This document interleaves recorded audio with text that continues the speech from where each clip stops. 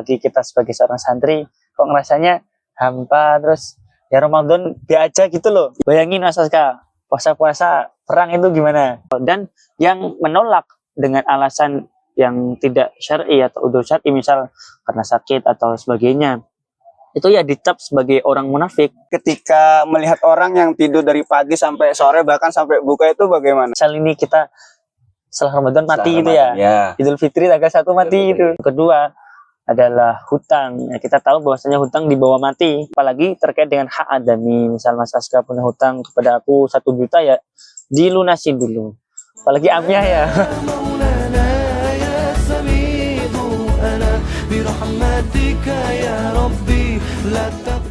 Bismillahirrahmanirrahim. Assalamualaikum warahmatullahi wabarakatuh. Waalaikumsalam warahmatullahi wabarakatuh. Halo Sobat Darun Najah. Halo. Ya, kembali lagi dengan acara kami ya, Kari, pada tahun ini. Baik, sebelumnya perkenalkan diri, saya sebagai moderator, saya Muhammad Aska Lastia, dan saya Afifuddin Halim Daratha. Oke, jadi pada sore hari ini Kari dalam bertema Ramadan dan perubahan diri. Nah, jadi ada beberapa pertanyaan nih. Oh gitu. Panggilannya apa nih? Mas atau Gus atau gimana? Gimana? Biasanya manggilnya apa Mas Aska? Terserah. Panggil Pak aja ya. Pak Guru juga boleh. Pak Guru ya, oke.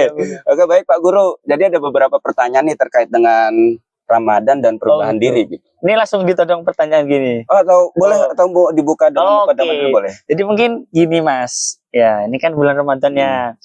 Ya kita kadang ada pertanyaan, ya kok kita kadang kayak gini-gini terus. Apalagi kalau soal ketaatan kita kepada Allah, apalagi kita sebagai seorang santri, kok ngerasanya hampa, terus ya Ramadan dia aja gitu loh. Ya, betul. Ya mungkin ya ada sesuatu pertanyaan dalam diri kita yang mungkin ya kita terus bertanya-tanya. Nah, sore ini kita akan jawab bareng-bareng itu. Bahkan banyak juga orang yang berjanji itu ingin yang menjadi lebih baik lagi, apalagi di bulan Ramadan. Bener banget, apalagi kalau sekarang kan tren hijrah semakin banyak, orang semakin banyak menuju ke kebaikan, di-upload di media sosial dan sebagainya. Nah, jadi ya itu kita perlu evaluasi antara Ramadan dengan perubahan diri itu kaitannya kayak gimana, terus kita gimana nanti hijrah yang bagus juga gimana. Oke, baik. Jadi boleh nih aku bertanya sesuatu ini? Boleh silahkan. Oke, baik. Jadi terkait dengan boleh sih diceritakan terkait dengan kisah tokoh Islam yang mengalami perubahan besar di bulan Ramadan itu apa? Oke, baik. Terima kasih atas pertanyaannya. Jadi kita ngobrol kali ini tuh ya bareng-bareng ngingetin ke diri kita, sekalian kepada jamaah Kari lewat media sosial. Pada intinya adalah Ramadan memang momentum yang sangat bagus untuk segala hal kaitannya dengan ketaatan kita. Entah itu ibadah, entah itu pengampunan, entah itu kita bertaubat kepada Allah, ataupun jihad dan berbagai hal yang lain. Intinya Ramadan itu sangat lekat dengan perubahan. Semisal ini ada beberapa contoh-contoh kisah-kisah. Kisah yang paling besar adalah perubahan yang terjadi pada bulan Ramadan. Itu terjadi pada tahun 8 Hijriah. Ketika itu Rasulullah melakukan Fathu Mekah atau pembebasan kota Mekah. Pernah dengar ya Mas Aska? Yeah. Itu terjadi pada tahun 8 Hijriah, di mana ya Rasulullah ya datang ke kota Mekah dan kemudian membebaskan Mekah, dan akhirnya orang Mekah banyak yang masuk Islam. Dari situ aja udah terjadi perubahan yang sangat besar ya. Jadi dari Mekah yang awalnya memang kota yang penuh dengan kemusyrikan, penuh dengan orang-orang kafir Quraisy, seketika itu pada momentum Fathu Mekah itu terbebaskan Mekah menjadi pusat dari tauhid Islam. Itu perubahan yang sangat besar banget, dan itu terjadi di bulan Ramadan. Banyak hal kok yang terjadi di bulan Ramadan selama Nabi hidup. Karena Nabi Muhammad hidup itu mengalami 9 kali masa Ramadan. Karena Ramadan atau puasa itu diturunkan pada tahun 2 Hijriah. Ketika itu berbarengan dengan syariat zakat. Jadi puasa dan zakat itu bareng-bareng diturunkan di tahun 2 Hijriah ketika itu. Nah, dari situ aja kemudian banyak fenomena atau peristiwa yang terjadi di bulan Ramadan. Itu mungkin satu yang paling besar, mungkin Fathu Mekah. Tapi kejadian atau peristiwa sejarah yang lain banyak. Ini saya sebutkan sekilas ya, misalnya. Perang Badar pernah dengar Mas Aska? Ya, pernah. Itu terjadi pada tahun kedua Hijriah. Dan itu di bulan Ramadan, pada 17 Ramadan tahun 2 Hijriah. Bayangin Mas Aska, puasa-puasa perang itu gimana? Sangat jihad sekali ya itu. Wah, makanya apalagi Jihad fisabilillah itu ya. ketika itu umat Islam cuma 360 melawan pasukan Quraisy yang ribuan kan. Selain itu banyak kejadian-kejadian yang lain. Misalnya perang Tabuk itu kan terjadi pada tahun 10 Hijriah, tapi ketika itu tahun 9 Hijriah itu udah proses persiapannya itu loh. Makanya ketika itu kan perang Tabuk itu masa lagi musim panas-panasnya, apalagi Ramadan orang disuruh untuk siap-siap perang. Perang Tabuk itu. Makanya ada satu sahabat namanya Ka'ab bin Malik. Dia itu ya ibaratnya memboikot lah. Ya kayak nggak mau ikut perang dengan alasan ya mungkin ya letih karena Ramadan, kemudian ya capek dan sebagainya. Saya waktu yang dibuat ibadah malah dibuat perang gitu. Nah, tapi kan yang namanya syariat ketika itu, yang namanya perang itu kan memang sebuah apa ya? Sebuah nilai lebih dalam umat Islam. Umat Islam ketika ikut perang, ya mereka akan jalan, akan siap gerak kepada Rasulullah, dan yang menolak dengan alasan yang tidak syar'i atau udzur syar'i, misal karena sakit atau sebagainya, itu ya dicap sebagai orang munafik. Makanya Ka'ab bin Malik ini ketika itu dia mendapatkan aksi boykot selama 50 hari dari sosial masyarakat sekitar itu. Intinya beliau Ka'ab bin Malik ya mendapatkan boykot sosial dari sahabat-sahabatnya. Itu kan menunjukkan bahwasanya ya perjuangan di bulan Ramadan itu ya harus dilakukan dengan sungguh-sungguh gitu. Ada banyak kejadian lain. Misal pernah dengar Wahsy yang membunuh ketika perang Uhud, membunuh Hamzah bin Abdul Muthalib. Oh, belum tahu itu. Nah, jadi itu si Wahsy itu kan pembunuh sahabatnya Rasulullah, Hamzah itu ya. Itu beliau masuk Islam itu juga ketika setelah Fatu Mekah di bulan Ramadan itu. Dia orang kafir yang perang terhadap Islam, tapi ketika momen Fatu Mekah itu dia masuk Islam. Itu kan menunjukkan perubahan yang sangat drastis dalam keimanan seseorang kan. Terus banyak hal yang lain, misalnya ada namanya Fudail bin Iyad. Itu ya dia seorang perampok. Ceritanya itu dia suatu malam di bulan Ramadan dia tuh merampok rumah seseorang gitu. Ketika dia manjat rumahnya, dia mendengarkan si penyayang rumah itu membacakan ayat Al-Qur'an surat Al-Hadid ayat 16. Ketika itu dia terenyuh, kemudian ya dia akhirnya bertobat dan akhirnya bersemangat untuk beribadah dan menjadi ahli zuhud dan ahli ibadah. Itu mungkin contoh-contoh ini ya, hal-hal yang terjadi di bulan Ramadan, peristiwa-peristiwa, terus kemudian cerita-cerita tokoh gitu. Kalau dari Rasulullah sendiri selama bulan Ramadan, apalagi di masa beliau Ramadan terakhir pada Ramadan tahun 10 Hijriah, karena kan beliau meninggal tahun 11 Hijriah pada Rabiul Awal. Nah, beliau itu ada beberapa hal yang dilakukan. Pertama, setiap Ramadan kan biasanya malaikat Jibril itu kan bertadarus gitu sama Nabi Muhammad. Nah, di tahun terakhir Ramadan itu malaikat Jibril dan Nabi Muhammad itu tadarusnya nggak hanya sekali khatam, tapi 2 kali khatam. Terus kemudian yang kedua, kan biasanya Nabi Muhammad kalau itikaf itu kan 10 hari terakhir. Ketika Ramadan terakhir itu beliau itikaf selama 20 hari terakhir. Dan ketika itu kan Nabi Muhammad setelah adanya Ramadan itu akan melaksanakan haji wada pada tahun 10 Hijriah. Sehingga ya momentum Ramadan terakhir bagi Nabi Muhammad itu sangat membekas dan bisa kita jadikan pelajaran bahwasanya ya semakin tua atau semakin dewasa kita harusnya ibadah semakin kencang karena mendekati kematian. Itu mungkin contoh ya sedikit cerita. Oke, baik. Ya, ini ya Masya Allah ya, orang-orang dulu soleh Masya Allah ya. Ya, Nabi kita Nabi Muhammad itu sangat ibadahnya sangat kencang banget di bulan Ramadan. Nah, untuk di zaman ini ya, bagaimana sih? Kenapa sih semangat ibadah itu sering turun setelah Ramadan selesai gitu? Oke, baik. Ya ini memang problematik semua orang ya, bahwasanya ya mengira bahwasanya Ramadan itu memang bulan penuh ampunan, bulan yang benar-benar ibadah kencang, tapi di bulan yang lain ya ibadahnya kendor. Makanya Jalaluddin Arumi kan pernah dengar bahwasanya pernah menyampaikan bahwasanya Tuhan yang engkau sembah, yang engkau anggung-anggungkan, yang engkau ibadahkan di bulan Ramadan itu adalah Tuhan yang sama yang di bulan lain yang engkau ya nggak beribadah kepadanya, lalai kepadanya. Jadi ya, ini buat tamparan kita semua bahwasanya ya kewajiban untuk beribadah, untuk semangat dan beribadah itu ya nggak hanya terjadi di bulan Ramadan, tapi di 11 bulan yang lain juga. Tapi Ramadan ini ibaratnya kompor gitu. Berat mungkin 1 tahun kita mengalami fase ya kita down, ibadah kita turun, karena dalam satu hadis juga Rasulullah menyampaikan bahwasanya yang namanya ibadah juga itu juga ada titik kapan lemahnya, kapan kuatnya. Itu dari Abu Dawud itu seperti itu perkataan Rasulullah. Jadi ya wajar bila dalam 1 tahun kita ada bulan-bulan meningkat ibadah, ada bulan-bulan turun. Tapi yang pasti Ramadan itu sebagai kompor, bahwasanya 1 tahun ini itu dikompori ibadahnya biar kenceng itu ya Ramadan itu, dengan harapan setelah Ramadan nanti ibadahnya juga semakin kenceng. Kan nggak cuma di zaman sekarang aja, mungkin zaman dulu pun juga seperti itu ya. Apalagi ketika ya, zaman-zaman dulu itu misalnya Imam Syafi'i ya, itu ketika Ramadan beliau itu sampai bisa menghatamkan Al-Quran 60 kali. Terus kemudian Imam Malik juga ketika bulan Ramadan itu beliau kan memang berbasis di Madinah, dan ketika bulan Ramadan beliau itu kajian-kajian atau ilmu-ilmu yang lain tuh di ini dulu, di stop dulu dan fokus kepada Al-Quran.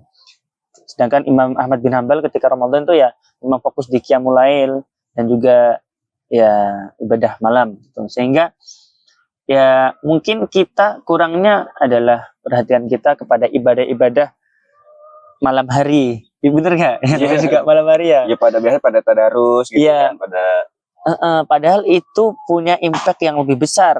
Yang namanya pola manusia itu ada siang dan malam. Siang waktunya manusia bekerja, malam waktunya manusia beribadah mendekat kepada Allah, dan waktunya istirahat tentunya.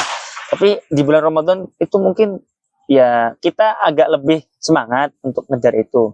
Tapi mungkin ya kurang juga di bulan-bulan yang lain untuk ngejar ya Qiyamul Lail, apalagi kan kalau Ramadan ada tarawih. Jadi kita terkompori ini untuk ibadah malam hari. Mungkin itu sih intinya, atmosfer ibadahnya berbeda dengan bulan suci Ramadan. Ya kan, kalau Ramadan kan alhamdulillah orang-orang secara massal yang mengadakan ibadah massal, ada tarawih, ada tadarus massal, sehingga atmosfer ibadahnya itu kenceng. Nah, gimana di bulan-bulan yang lain biar kenceng juga? Itu gimana cara kita ya, nyiptain lingkungan, ya support ibadah kita yang kenceng itu gimana? Nah, ini ada sebuah pertanyaan di luar materi nih, Pak. Ya. Ibadah di bulan Ramadan itu kan termasuk tidur juga termasuk Oh, ibadah. ya, nah, tanggapan Pak Guru nih ketika melihat orang yang tidur dari pagi sampai sore bahkan sampai buka itu bagaimana, Pak? Wah, ini kayaknya netizen ada juga yang gitu ya. Ya.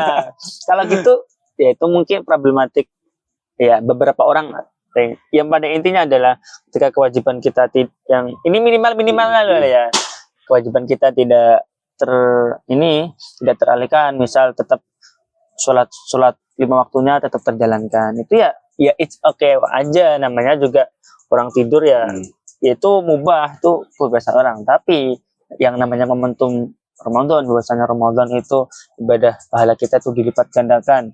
Terus kemudian memang orang tuh ngerasa enteng untuk beribadah di bulan Ramadan. Makanya ada kaidah bahwasanya ketika memang kita tuh melakukan kebaikan enak dan juga enteng, yaitu dipolkan.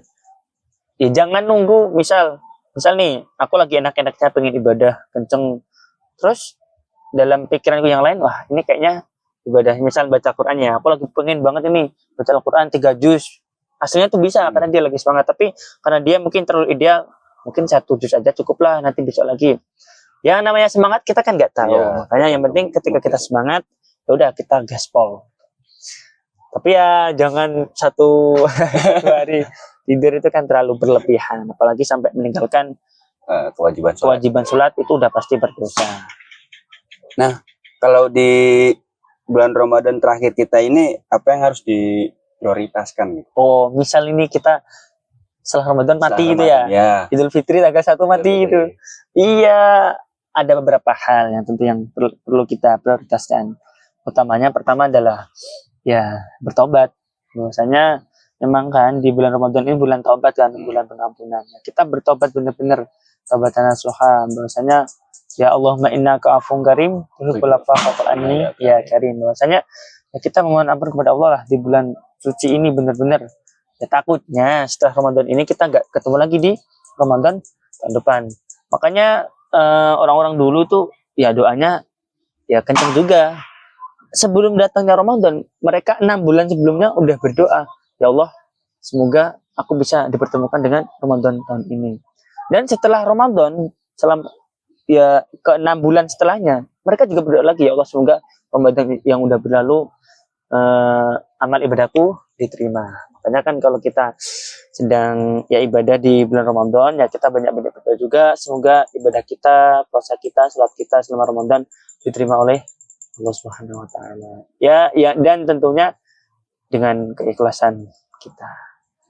Itu satu taubat. Yang kedua adalah hutang. Ya, kita tahu bahwasanya hutang dibawa mati dan itu memang benar, apalagi terkait dengan hak adami. Misal Mas Aska punya hutang kepada aku 1 juta, ya dilunasin dulu. Apalagi Amyah ya. Kalau Amyah dan hutang-hutang yang lain, intinya hutang dilunasi dulu. Termasuk kalau orang tua punya wasiat ditunaikan. Punya kafarat diselesaikan, punya nazar diselesaikan. Takutnya ketika kita tiba-tiba meninggoy gitu kan. Ya, itu menjadi tanggungan kita di akhirat nanti. Kalau itu minimalnya. Kemudian terkait dengan ibadah kewajiban kita ya harus terjalankan. Apalagi ini bulan Ramadan, ya ibadah wajibnya dijalankan, ibadah sunnahnya ditambah lebih banyak. Itu mungkin apabila kita meninggal setelah Ramadan ini, prioritasnya adalah itu.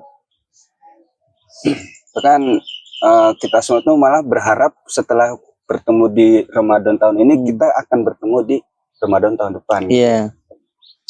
Masya Allah sekali, luar biasa penjelasan dari Pak Guru. Ya, ini ngobrol santai, semoga ya kita bisa benar-benar berubah nih di Ramadan ini menjadi lebih baik.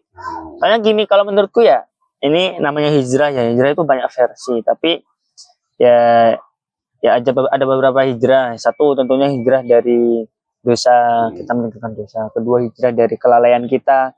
Ibarat kita udah ibadah, tapi kita mau nih ibadah lagi biar gak lalai, semakin sholatnya tepat waktu, semakin ibadahnya dikencengin.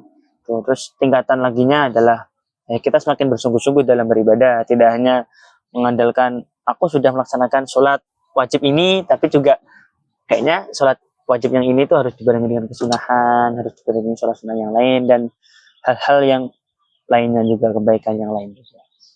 Intinya kalau soal hijrah itu, perubahan itu menurutku ya tidak diukur dari misal nih Mas Aska udah berubah sejauh mana, terus Mas si B, si A, si C udah sejauh mana, tidak. Karena hakikatnya hijrah itu bukan kompetisi. Hijrah itu adalah proses. Bahwasanya Mas Aska itu hari ini apakah lebih bagus dari kemarin, dan apakah besok lebih bagus dari diri Mas Aska yang hari ini. Itu tidak membandingkan dengan orang. Benar, karena ukurannya adalah diri kita masing-masing. Kalau kita membandingkan dengan ukuran kualitas orang lain, ya mungkin kita terlalu idealis dan juga mungkin susah untuk mengejarnya. Walaupun ya untuk motivasi, untuk semangat kita, ya kita juga perlu memperlihatkan atau melihat dari orang lain itu seperti apa kekencangan semangat mereka. Itu. Baik, mungkin ada yang mau disampaikan lagi atau sudah cukup? Pertanyaannya emang udah. Atau masih ada pertanyaan yang belum sampaikan?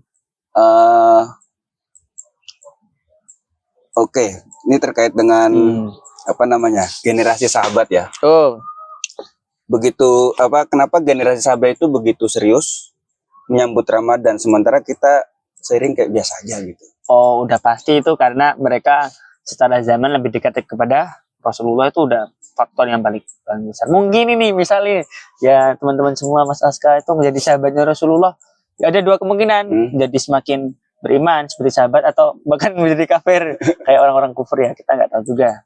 Yang pasti semakin jauh dari masanya Rasulullah, fitnahnya semakin besar, tantangan agamanya semakin besar juga, sehingga ya kita pun hidup di era sekarang di mana dengan berbagai hiruk pikuk kita masih mau menjalankan ibadah sesuai dengan ya ketentuan Rasulullah, syaratnya Rasulullah, sunnahnya Rasulullah itu udah hal yang bagus juga.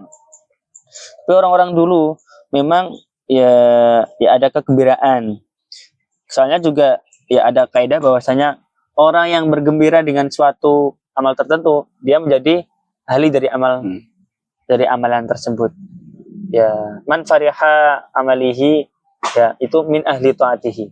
Dia seperti itu. Misal Mas Aska senang dengan Ramadan, ya insya Allah juga jadi ahli dari ya, orang-orang taat di bulan Ramadan. Makanya kan kalau ada sebelum Ramadan ada nyanyian kan, dan ya intinya ya kita harus senang dengan kebaikan, apalagi di bulan Ramadan kita harus senang dalam menyambutnya. Dengan senang itu nanti motivasi untuk beribadahnya terus makin kencang, semangatnya makin tinggi juga. Tuh mungkin. Oke, baik. Satu kalimat motivasi nih untuk anak muda Indonesia di bulan Ramadan. Oh gitu. Ya. Ini udah mau selesai berarti ya? Oke, udah. Bentar lagi. Iya. Mau buka ya bentar lagi ya. Ya, jadi memang ya pada intinya adalah ini closing statement ya. Selama 30 hari di bulan Ramadan, kita tuh bisa menjalankan rutinitas entah itu ibadah atau keseharian dari pola tidur, pola makan, pola istirahat dan kehidupan sosial kita. Itu selama 30 hari itu kita maksimal berjalan dengan baik, kita banyak menjalankan kebaikan. Insya Allah di bulan-bulan berikutnya akan mudah dalam kita menjalankan kebiasaan baik itu. Karena salah satu ciri ya, ibadah kita di selama Ramadan itu diterima adalah ya, ibadah itu berlanjut terus di bulan-bulan berikutnya. Misalnya buat teman-teman jangan lupa nanti kalau udah selesai Ramadan, Al-Qur'annya tetap dibuka, sunah-sunahnya tetap dijalankan. Tuh. Sedekahnya apalagi sedekah ya tetap dijalankan, sehingga itu menjadi ya motivasi kita bahwasanya Ramadan tahun ini kita udah maksimal. Nah, Ramadan tahun depan kita ya kan terus mencoba untuk lebih maksimal lagi, sehingga jarak antara Ramadan ini dengan Ramadan depan kita isi dengan penuh kebaikan. Intinya itu, berubah tidak harus jadi Power Rangers, berubah bisa jadi orang yang lebih soleh dan lebih bertakwa. Masya Allah. Semoga Ramadan ini bukan hanya ramai di awal ya. Oke, benar. Ya, amin. Tapi berdampak sampai akhir hayat ya. Karena Amin. perubahan sejati bukan yang cepat, tapi yang bertahan gitu. Benar. Seperti ini ya, tarawih ya. Nah, Siapa yang paling taraweh siapa yang paling banyak tapi yang paling bertahan sampai akhir ya. Baik, Masya Allah sekali ya, ini penjelasan dari Pak Guru sore hari ini. Atau mungkin ada tambahan lagi dari Pak Guru? Udah cukup. Sebelum Intinya kita tutup. ya ngobrolnya cukup tapi prakteknya tidak cukup. Kalau cuman segitu-gitu aja, harus terus naik level. Baik, terima kasih kepada narasumber atas ilmu dan pengingatnya hari ini.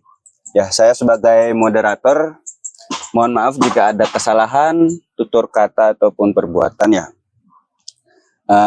Saya tutup. Wallahul muwaffiq ila aqwamit thoriq. Wassalamualaikum warahmatullahi wabarakatuh. Waalaikumsalam warahmatullahi wabarakatuh. Terima kasih Ya, netizen juga. dadah.